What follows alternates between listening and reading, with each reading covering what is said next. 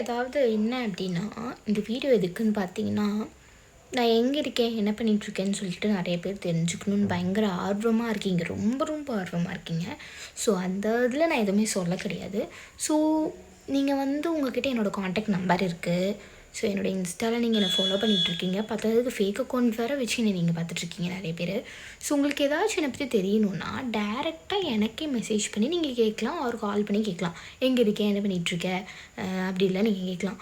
So இதில் நீங்கள் இன்னொரு பர்சன்கிட்ட போய் மேகா எங்கே இருக்கா, மேகா வந்துட்டாளா நொட்டிட்டாளான்லாம் நீங்கள் கேட்கணுன்னு அவசியம் கிடையாது. அது இன்னொன்று என்ன ஹைலைட்னா, என்னோடய ஃப்ரெண்ட்ஸாக இருக்கவங்க எனக்கு தெரியாமல் என் மூலியமாக தெரிஞ்சவங்க கூடலாம் எனக்கு தெரியாமல் பேசிகிட்ருக்கீங்க. ஸோ அது எனக்கு தெரியாதுன்னு நிறைய பேர் நினச்சிட்ருக்கீங்க. ஸோ அது எல்லாமே எனக்கு தெரியும். ஸோ நீங்கள் எனக்கு என்னோடய ஃப்ரெண்டுன்னு சொல்லிட்டு ஒரு மாஸ்க்கை போட்டுட்டு வந்து ப்ளே பண்ணணுன்னு அவசியம் கிடையாது. ஸோ அதனால் என்னை பற்றி எதாவது தெரிஞ்சுக்கணும் அப்படிங்கிற நீங்கள் நினச்சிங்க அப்படின்னா நீங்கள் டைரெக்டாக எனக்கே வந்து மெசேஜ் பண்ணி கேளுங்க. நானே சொல்கிறேன் நான் எங்கே இருக்கேன், என்ன பண்ணிகிட்ருக்கேன் அப்படிங்கிறது வந்து நானே சொல்கிறேன். தயவு செஞ்சு இப்போ இன்னொருத்தவங்ககிட்ட கேட்டு அதனால ஒரு ப்ராப்ளமை தயவு செஞ்சு க்ரியேட் பண்ணிட்டுருக்காதீங்க. ஸோ ஈவன் அப்படி உங்களுக்கு டேரெக்டாக வந்து கேட்க முடியல என்கிட்ட அப்படின்னாலுமே ஃபேக் அக்கௌண்ட்ஸை ஏகப்பட்டது வச்சுருக்கீங்களப்பா, அந்த ஃபேக் அக்கௌண்ட்லேருந்து மெசேஜ் பண்ணியே கேட்டுருங்க நான் எங்கே இருக்கேன். நான் ஃபேக் அக்கௌண்ட்டுக்கே ரிப்ளை பண்ணிக்கிறேன். அப்படி உங்கள் மூஞ்சி காமிச்சு நீங்கள் யாருன்னு எனக்கு தெரிஞ்சிடும் அப்படின்னு சொல்லிட்டு பயப்பட வேண்டாம்.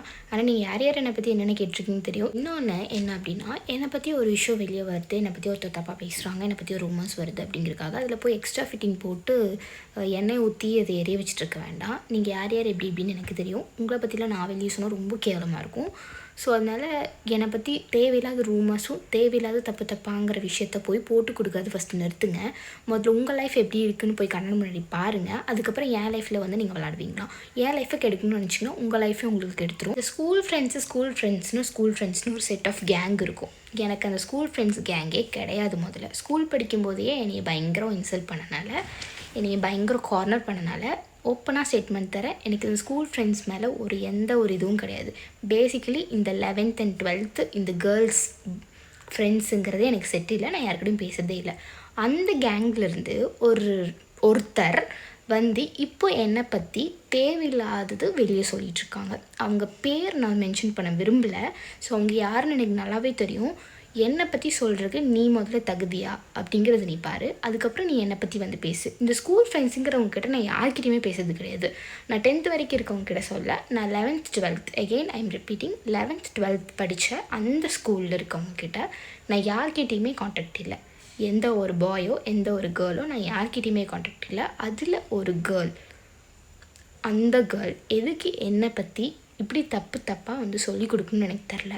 முதல்ல உன் வீட்டை பாரு, அப்புறம் வந்து அடுத்தவங்களை பற்றி பேசி. இத்தனைக்கிட்டும் அந்த கேர்ள் கூட நான் அவ்வளோ க்ளோஸே கிடையாது. ஸோ எதுக்கு என்னை பற்றி வந்து அவர் ஒரு ரூமன் க்ரியேட் பண்ணிகிட்ருக்கான்னு எனக்கு தெரில.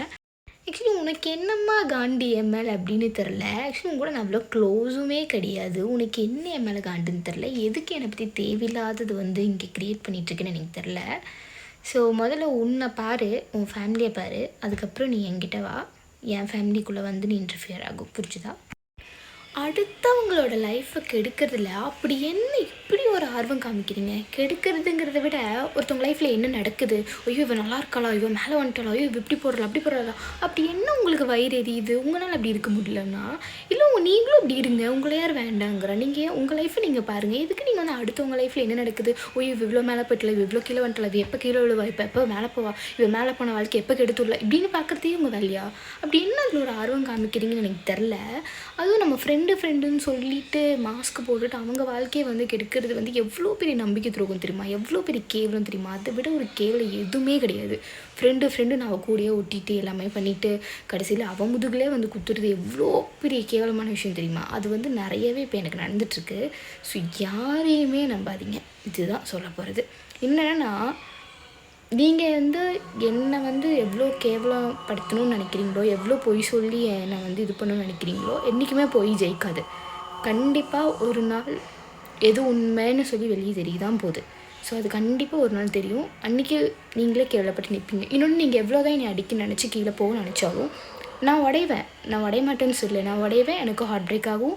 நானும் சோகமாக இருப்பேன், அழுவேன், யார்ட்டி பேச மாட்டேன், டிப்ரெஷனில் போவேன், ஸ்ட்ரெஸ்ஸில் போவேன், எல்லாமே இருக்கும். ஆனால் திருப்பி நான் எழுந்து மேலே வந்து நிற்பேன். திருப்பி நான் மேலே வருவேன். எவ்வளோ நீங்கள் என்னை அடிச்சு கீழே தரலாம், நான் திருப்பி மேலே வருவேன். ஆனால் கண்டிப்பாக நான் உடஞ்சி போக மாட்டேன்னு தான் சொல்லலை. அந்த உடஞ்சி போனது என் மனசை ஒட்டிட்டு திருப்பி நான் மேலே வரேன். திருப்பி நான் வீடியோ போடுவேன், திருப்பி நான் ஃபோட்டோ போடுவேன், திருப்பி நான் ஊர் சுற்றுவேன், திருப்பி நான் சந்தோஷமாக இருப்பேன், திருப்பி என் வாழ்க்கையை நான் சந்தோஷமாக வாழ்வேன். நீங்கள் என்ன பண்ணுங்களோ பண்ணிக்கோங்க. இன்னொன்று, நீங்கள் எல்லோரும் இப்போ ஒரு விஷயத்தை நினச்சி சந்தோஷமாக இருப்பீங்க, இவளுக்கு ஒரு விஷயம் நடந்துருச்சு அப்படின்னு. அந்த விஷயம் நடக்கவே இல்லை. நீங்கள் ஒன்று நினச்சிட்டு இருக்கீங்க, எல்லோரும் ஒன்று கற்பனை பண்ணிட்டுருக்கீங்க, அந்த விஷயம் நடக்கவே இல்லை. அது என்ன விஷயத்த சொல்கிறேன்னு உங்கள் எல்லாருக்கும், என்னை பற்றி இப்போ ரூமர் கிளப்பிட்டு இருக்க எல்லாருக்கும் நல்லாவே தெரியும். அந்த விஷயம் நடக்கவே இல்லை. நீங்கள் என்ன நடக்கணும் அப்படின்னு ஆசைப்பட்டீங்களோ அது நடக்கலை. நான் என்ன விஷயத்தை பற்றி சொல்கிறேன்னு சொல்லிவிட்டு புரிய வேண்டியவங்களுக்கு நல்லாவே புரியும். ஸோ வேறு ஏதாவது பெட்டராக ட்ரை பண்ணுங்கள். இது ஒர்க் அவுட் ஆகலை. ஸோ வேறு எதாவது பெட்டராக ட்ரை பண்ணுங்கள். ஓகே, ஆக்சுவலி நான் நிறைய சொல்லணும்னு நினைக்கிறேன். ஸோ இப்போதைக்கு இது போதும்னு நினைக்கிறேன். ஏன்னா இப்போது ஒரு இன்சிடெண்ட் நடந்துச்சு, அந்த இன்சிடெண்ட்டுக்கு இது அவங்களுக்கானது போதும். ஸோ இப்போது இந்த வீடியோவை பார்த்துட்டு இப்போ ஒன்று க்ரியேட் பண்ணி ஒன்று சொல்லிக் கொடுப்பீங்க. ஸோ அதுக்கு நான் ரெடியாக இருக்கேன். ஸோ அதோடய வீடியோ நாளைக்கு போடுறேன். டாடா. பிரச்சனை க்ரியேட் ஆனதுக்கப்புறம் அது என்ன பிரச்சனை யாருன்னு தெரிஞ்சுட்டு ஓப்பனாக அவங்க நேமோட மென்ஷன் பண்ணி போடலான்ட்டு இருக்கேன். Tata, bye by.